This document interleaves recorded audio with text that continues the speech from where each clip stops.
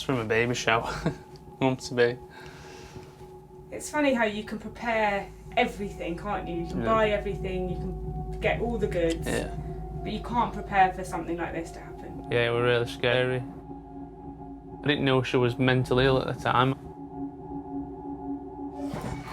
Okay, come on, pick you up.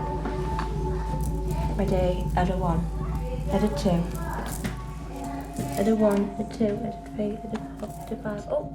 2 weeks ago, Dan's wife Laura gave birth to their first child.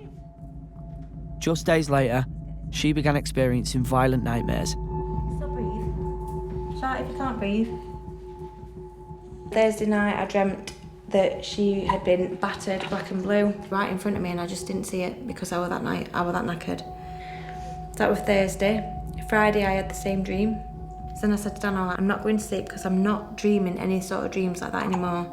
So I stayed up 40 hours. Our next door neighbour, but one, got robbed when we first moved in, so we've always kept a hammer at the side of the bed.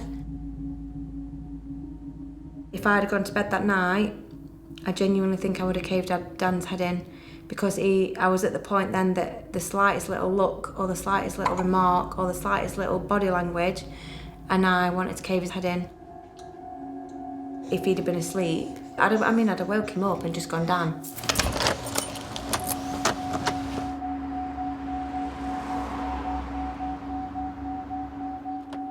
Four days ago, Laura tried to kill herself and her family by crashing the family car at high speed.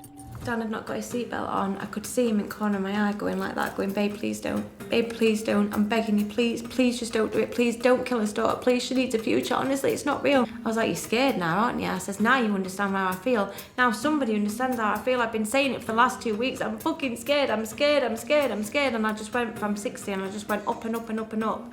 And we went round this corner and he saw the wall, and I told him I was smashing into the wall 70, 80, 90 mile an hour, and he saw that wall. It was less than 100 yards away. We were seconds from death. Couldn't talk her down, couldn't stop her. What do? So I just pressed this button here. You've got a stop-start button there. I dropped this into neutral and the car basically stopped.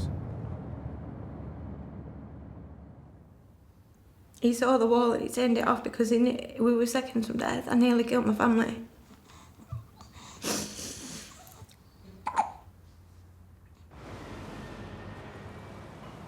Laura was taken to A&E and sectioned under the Mental Health Act.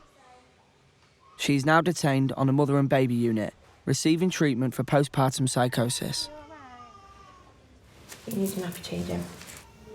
Postpartum psychosis is a very severe mental illness. It's like a psychiatric emergency. Quite often with these women, they've had no history of mental health problems, so it literally comes out of the blue. We don't know exactly what it is. There's something about giving birth that triggers this awful illness.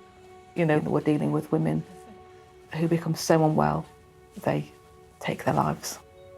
Let's go and get you some milk. Come on. Oh my God. I mean, Laura, from hearing her story, you know, she was someone who was in a terrifying situation and felt there was no alternative. You know, we observe her interaction with that baby. We observe, you know, we have one-to-one times of how she's feeling towards the baby, and it's all, you know, it's all goes through, you know, lots of discussion about risk and lots of discussion about interactions. But, you know, she's very loving and appropriate with that baby from what we've seen. She's a loving mother who loves her daughter so much, but was so desperately unwell that she did, you know, very, very risky things. Do you remember me telling you what the plan was when we spoke yesterday in terms about of... what's happening with me? Yeah. Yeah, so I've got psychosis, and basically it is, you respond well to treatment, you need sleep, you need psychosis tablets, you need sleep, you need psychosis tablets, and you will eventually get better, and I'll do whatever you want me to do, I will. Because nobody should ever have to go through what Dan's been through, where his wife's tried to kill him and his kid. No one should be screaming for their life